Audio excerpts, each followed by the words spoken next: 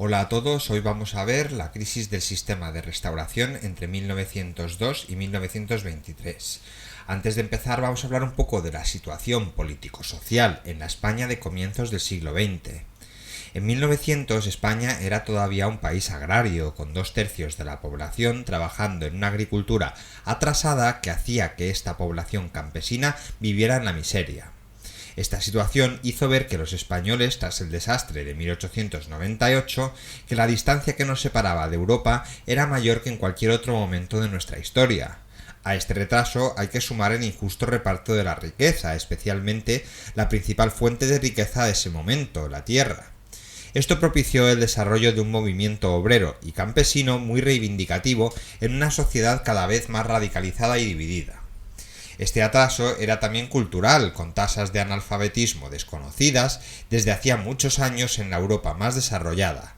En 1900, el 56% de los hombres y el 72% de las mujeres eran analfabetos. Por otra parte, la incultura de esta sociedad, que además estaba poco politizada, permitía la existencia de un régimen político corrupto dominado por el caciquismo, en el que las instituciones no representaban el pueblo ni en ellas se discutían los problemas de los ciudadanos. A pesar de que nominalmente era un sistema democrático, en la práctica solo representaba los intereses de la oligarquía. Finalmente, la España de principios del siglo XX tenía un grave problema militar, con un ejército humillado por la derrota de 1898, mal dotado en armamento y con un exceso de jefes y oficiales. Este ejército, además, pronto va a chocar con los nacionalismos periféricos que cuestionan en su opinión la unidad de la patria, y ello va a dar lugar a graves incidentes, especialmente en Cataluña. Echemos un vistazo ahora a las razones por las que España vivió esta crisis entre 1898 y 1931. El desastre del 98 mostró las deficiencias del régimen de la Restauración, como hemos mencionado anteriormente.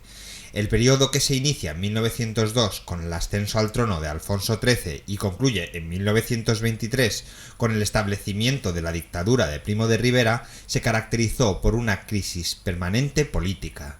Diversos factores explican esta situación, esta crisis. Por un lado, el intervencionismo político de Alfonso XIII sin respetar el papel de árbitro que teóricamente debía jugar. Su apoyo a los sectores más conservadores del ejército culminó con el apoyo a la dictadura de Primo de Rivera, elemento clave en el desprestigio de la monarquía. Por otro lado, había una división de los partidos del turno, provocado por la desaparición de los líderes históricos y las disensiones internas. A la muerte de Cánovas en 1897 se le sumó la de Sagasta en 1903. Es ahora cuando alcanza la jefatura del Partido Conservador Antonio Maura, mientras en el Partido Liberal se afianzaba José Canalejas. También hubo un debilitamiento del caciquismo paralelo al desarrollo urbano del país. A medida que había más ciudades, los caciques podían ejercer su labor de manera peor.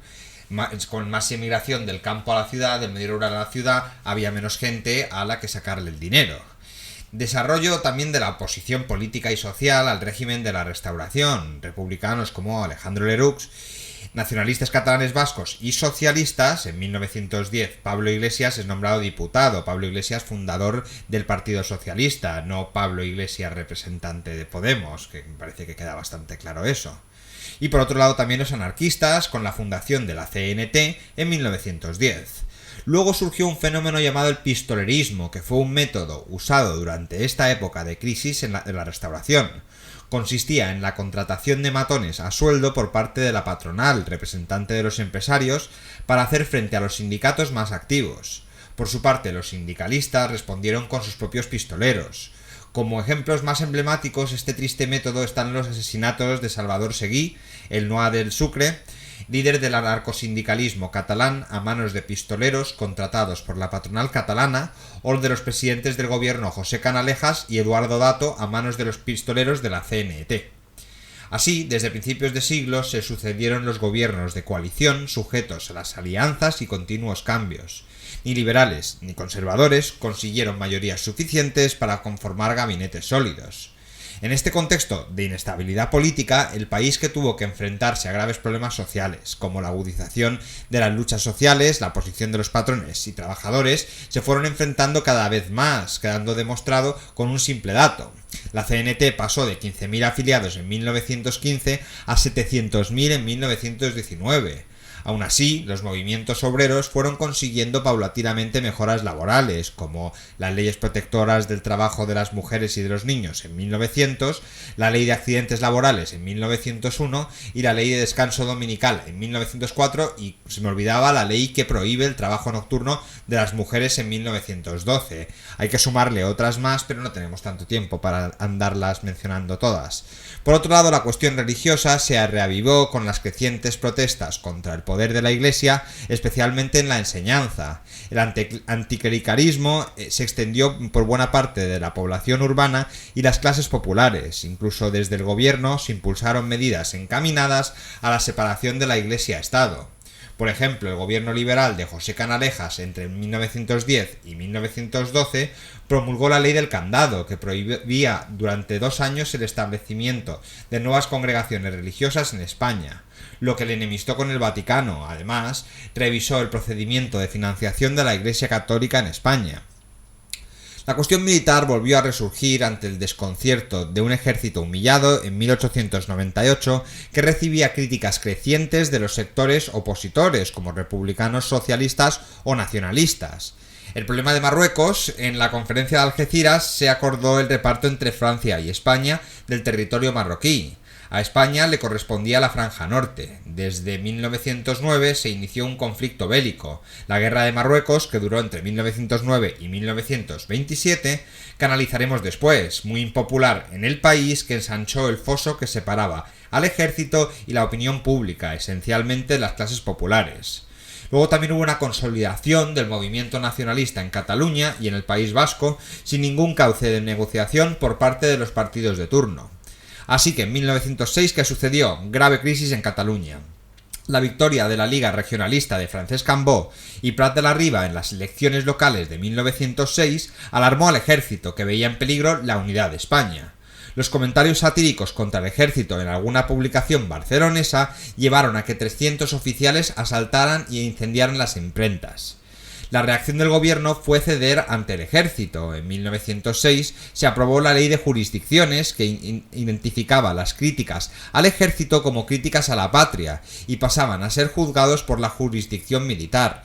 La reacción pública fue inmediata. Una nueva coalición, Solidaridad Catalana, consiguió una clara victoria electoral en 1907, reduciendo drásticamente la representación de los conservadores y liberales en Cataluña.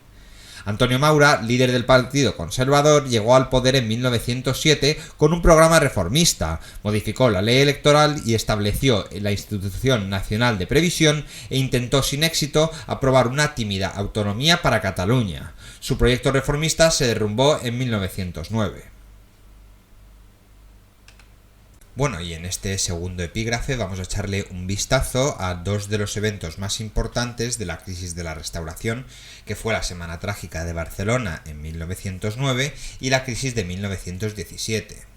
La Semana Trágica de Barcelona. Barcelona, corazón en aquella época de la industrialización española, había vivido desde principios de siglo un gran auge de las movilizaciones obreras que había culminado en 1907 con la creación de Solidaridad Obrera, organización anarquista que nació como respuesta a la burguesa y nacionalista Solidaridad Catalana. Alejandro Lerroux y su partido republicano radical también se desarrollaron en la ciudad condal con un programa demagógico y anticlerical. La ley de jurisdicciones en 1906 trajo un reforzamiento del anticlericalismo y antimilitarismo de la ciudad.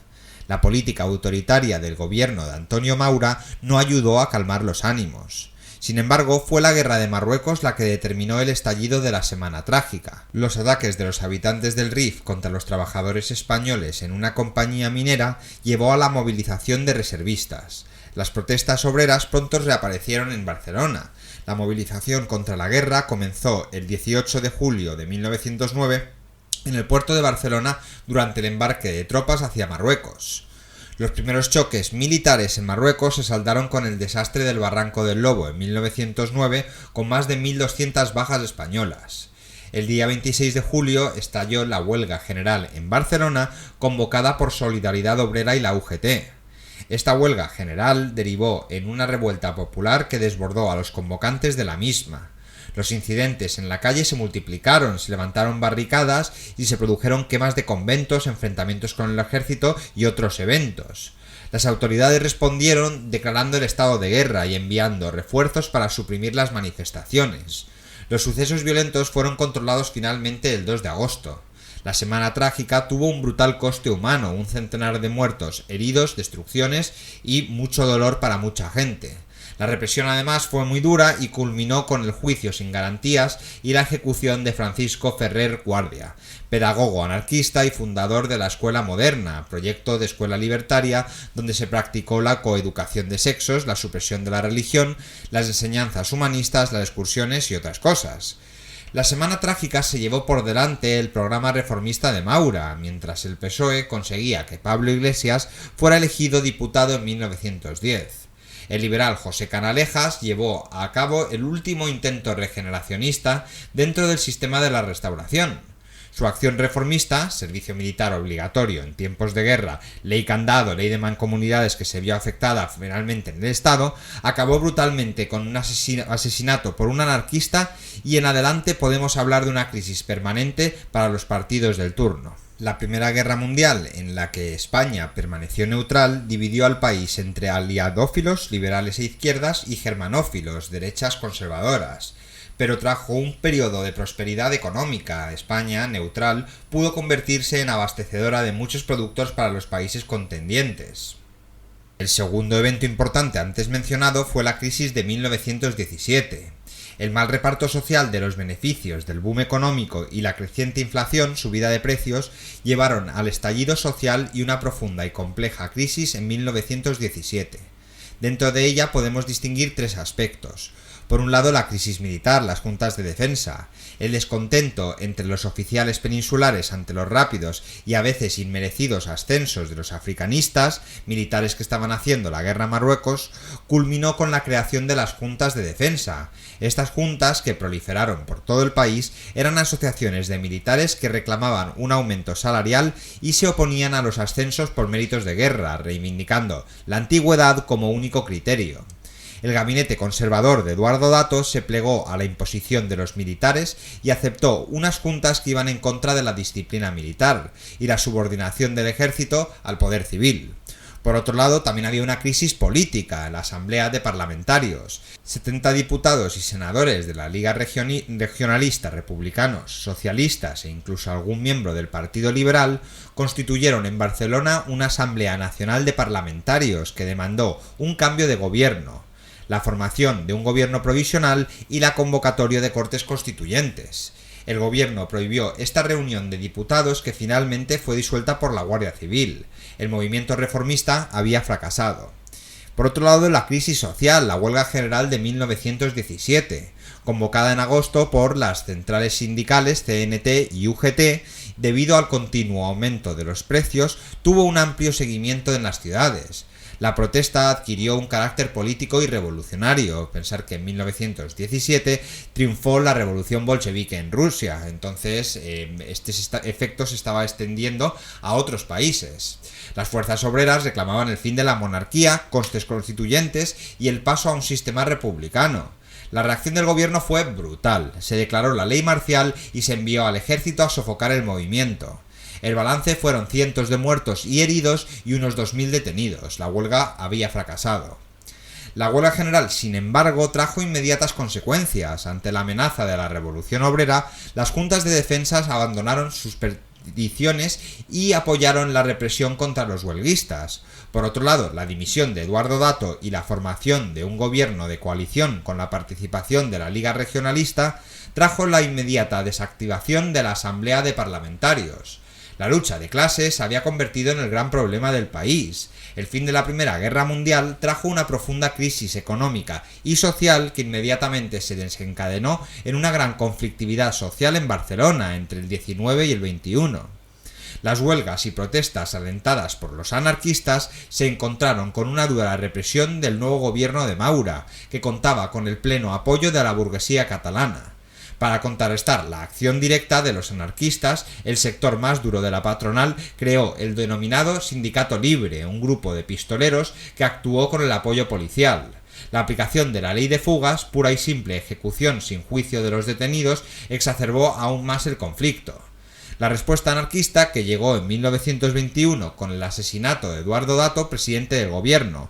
2 años después, el líder anarquista Salvador Seguí murió asesinado. Bueno, y ahora vamos a hablar de otra de las guerras que España tuvo de seguido, porque entre la carlista, el desastre del 98, y esta casi no hubo 10 años sin guerras en España. La guerra de Marruecos de entre 1909 y 1927. Como hemos dicho ya antes, el desastre del 98 puso fin al imperialismo español en el momento en el que el moderno imperialismo de las potencias capitalistas industriales estaba en su apogeo. Tras el reparto de la mayor parte de África, el territorio de lo que es hoy Marruecos era una de las pocas regiones por repartir en el continente. Este hecho provocó importantes tensiones internacionales que están en el origen del camino que llevó a la Primera Guerra Mundial. Las potencias se reunieron en la Conferencia de Algeciras en 1906, y allí se acordó el reparto de Marruecos entre Francia, que se quedó la mayor parte del territorio, y España, que se apoderó de la montañosa franja norte, el Valle del Rif. Muy pronto aparecieron los conflictos con los indígenas. Los cábilas rifeñas se agruparon bajo el liderazgo de Abdelkrim y el ejército español, mal pertrechado y dirigido, había sufrido importantes reveses desde un principio, como el desastre del Barranco del Lobo que hemos mencionado anteriormente, que fue cerca de Melilla, donde murieron 153 soldados y unos 600 fueron heridos. Fue un claro ejemplo del desastre que estaba viviendo España en Marruecos. En 1912, Francia y España pactaron un nuevo reparto de Marruecos para mejorar hacer frente a la resistencia de las cábilas rifeñas. Al acabar la Primera Guerra Mundial, se reiniciaron las operaciones contra los rebeldes dirigidos por Abdelkrim. El general Berenguer se puso al frente de un ejército mal preparado y equipado. En este ejército destacaban los regulares, tropas indígenas y la legión fundada por Millán Astray en 1920 a imagen de la Legión extranjera francesa. En la legión ya destacaba en esta época un joven comandante que era el lugarteniente de Millán Astray, Francisco Franco. En el verano de 1921, las tropas españolas se embarcaron en una acción mal planificada dirigida por el general Fernández Silvestre. Los choques que las cábilas rifeñas concluyeron con una retirada desordenada y la masacre de las tropas españolas. Se trataba del desastre de Anual, que costó más de 13.000 muertos, entre ellos el general Fernández Silvestre. El desastre de Anual provocó una terrible impresión en una opinión pública contraria a la guerra. Hubo grandes protestas en el país y los republicanos y socialistas se apresuraron a reclamar el abandono de Marruecos. La presión de la opinión pública llevó a la formación de una comisión militar que investigara los acontecimientos. Su resultado fue el expediente Picasso, informe redactado por el general de división Juan Picasso. Pese a las trabas que le pusieron las compañías mineras interesadas en el dominio de Marruecos y altos cargos del gobierno y el ejército, el expediente ponía en evidencia grandes irregularidades, corrupción e ineficacia en el ejército español destinado en África. El expediente no llegó a suponer responsabilidades políticas ni criminales, antes de que la comisión del Congreso, encargada de su estudio, fuera a emitir el dictamen del 1 de octubre de 1923. El 13 de septiembre, el general Miguel Primo de Rivera dio un golpe de estado y estableció una dictadura militar. Durante esta dictadura concluirá la Guerra de Marruecos. La dictadura de Miguel Primo de Rivera, desde 1923 hasta 1930. En el contexto de agitación política y social que hemos analizado con anterioridad, el 13 de septiembre de 1923, el general Miguel Primo de Rivera se pronunció contra la legalidad constitucional y declaró el estado de guerra y se dirigió al rey Alfonso XIII para exigir que el poder pasase a manos de los militares. Alfonso XIII aceptó un directorio militar presidido por Primo de Rivera, quien suspendió el régimen parlamentario constitucional. Diversas causas explican que la dictadura militar empezara a contemplarse como una solución a la crisis del país entre la alta burguesía, gran parte de las clases medias y el ejército, ya que había un descontento del ejército tras el desastre de Anual. El propio hermano de Primo de Rivera murió en dicha batalla, y el afán de evitar las consecuencias del expediente Picasso para algunos importantes generales, entre ellos para el general Berenguer. Por otro lado, el auge de los movimientos nacionalistas periféricos y el ascenso de republicanos en el movimiento obrero. Y el triunfo del fascismo en Italia tras la marcha sobre Roma en 1922 y el ascenso al poder de Mussolini, que era el que tomó como ejemplo a seguir. En el golpe de estado de 1923, Miguel Primo de Rivera, capitán general de Cataluña, se sublevó el 13 de septiembre de 1923. El golpe contó inmediatamente con la comprensión y el apoyo del rey Alfonso XIII. Los sublevados declararon el estado de guerra, la suspensión de las garantías constitucionales y la disolución de las Cortes.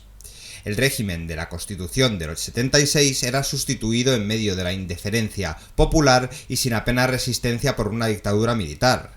La dictadura pasó por dos fases, el directorio militar y el directorio civil. El directorio militar entre 1923 y 1925 supuso que tras el golpe el dictador Primo de Rivera concentró todos los poderes del Estado, pasando a ser asesorado por un directorio militar, cuyos miembros eran exclusivamente militares. Tras el nuevo gobierno estaba el mismo bloque de poder que había dominado el país durante la Restauración, la oligarquía de terratenientes e industriales. Primo de Rivera se presentaba como el cirujano de hierro del que habló Joaquín Costa a principio de siglo, y proclamó su inspiración en los ideales de las regeneracionistas de principio de siglo. El directorio militar tomó rápidamente medidas como la prohibición de la bandera y el himno catalán y restricción de la lengua catalana al terreno privado. Además, suprimió la Mancomunidad de Cataluña y también prohibió el euskera. Por otro lado, disolvieron las diputaciones provinciales y aplicaron una política de mano dura en todo lo referente al orden público. También se prohibieron todos los partidos políticos y sindicatos y se persiguió a los anarquistas y comunistas. El Partido Comunista de España se había escindido del PSOE en 1921. La formación de la Unión Patriótica, partido único bajo la dirección de un militar, se trataba de seguir el modelo fascista impuesto por Mussolini en Italia. La Unión Patriótica no tenía un programa político definido y su misión era prestar apoyo a la dictadura. Los afiliados al nuevo partido procedían básicamente de las filas del catolicismo, de los funcionarios de la administración y de los caciques rurales. En definitiva, se puede hablar de la Unión Patriótica como un partido oficialista, derechista, conservador y católico. También se reactivó la antigua institución del Somatén, ciudadanos armados voluntariamente para colaborar en el mantenimiento del orden público. El gran éxito del directorio militar tuvo lugar en África. El desembarco en la bahía de Alhucemas en 1925 puso fin de la resistencia de las Cábilas del Rif. Su líder, Abdelkrim, se entregó a las autoridades del Marruecos francés. El fin de la guerra de Marruecos le dio gran popularidad al dictador en esta época. La otra parte de su gobierno, la segunda, fue el directorio civil entre 1925 y 1930. A finales de 1925, un gobierno civil presidido por Primo de Rivera sustituyó al directorio militar. En este directorio civil presidido por Primo de Rivera participó gente ajena a la vida militar como José Calvo Sotelo, ministro de Hacienda. Se trataba de institucionalizar la dictadura. En 1927 se constituyó una Asamblea Nacional Consultiva formada en su mayoría por miembros de la Unión Patriótica elegidos por sufragio restringido entre los ciudadanos pertenecientes a las grandes instituciones públicas como las universidades, la patronal o los ayuntamientos. Primo de Rivera de nuevo seguía el modelo italiano, en este caso el Consejo Fascista. Esta asamblea fracasó rápidamente en su intento de redactar una ley fundamental que hiciera el papel de constitución de la dictadura. También se imitó el modelo social del fascismo italiano, estableciéndose la organización corporativa del trabajo, una especie de sindicato que trataba de arbitrar entre patrones y obreros. De nuevo, el intento de institucionalización del régimen de Primo de Rivera fue un fracaso. En economía también se apostó por el modelo fascista a través de la nacionalización de importantes sectores de la economía y el aumento de intervención estatal. El Estado tuvo un protagonismo notable gracias al fomento de obras públicas como ferrocarriles, carreteras o planes hidroeléctricos. La dictadura de Primo de Rivera se puede decir que tuvo una bastante pobre aceptación y tuvo una gran oposición por parte de todo el amplio espectro político de España de la época, como por ejemplo algunos liberales y conservadores, líderes de los partidos dinásticos prohibidos por el dictador, estaban en su contra, al igual que los republicanos, que en 1926 crean la Alianza Republicana, formada por diversos partidos y agrupaciones republicanas. En esta alianza destacaron personajes que en pocos años serían protagonistas de la vida española política, como Alejandro Lerroux, Manuel Azaña, José Giral, Marcelino Domingo o Luis Companys, republicano catalanista, líder de Esquerra Republicana de Cataluña. Por otro lado, los nacionalistas vascos y catalanes no estaban tampoco contentos con la dictadura porque les habían prohibido y limitado su libertad. A los comunistas tampoco les gustó, ya que el PCE había nacido en 1921 como escisión del PSOE y sus militantes fueran duramente perseguidos por Primo de Rivera. Tampoco los anarquistas estaban contentos, ya que la CNT se mostró contraria al régimen desde el principio y en 1927 el ala más radical y violenta fundó la Federación Anarquista Ibérica. Luego intelectuales como Vicente Blasco Ibáñez, Miguel de Unamuno, José Ortega y Gasset, Menéndez Pidal, Antonio Machado o Gregorio Marañón, que en 1924 suscribieron un manifiesto contrario a la política cultural del régimen primorriverista. Algunos fueron desterrados y otros marcharon al exilio. El mundo universitario, desde el cual se protagonizaba alargadas protestas contra el régimen.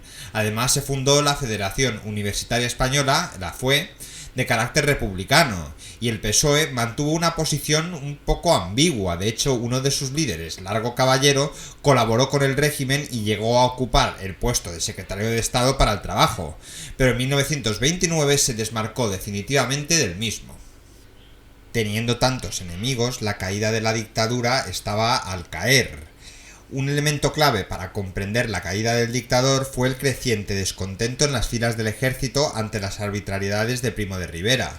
Tras el crash de la bolsa de 1929, los problemas económicos se extendieron con gran rapidez por el mundo.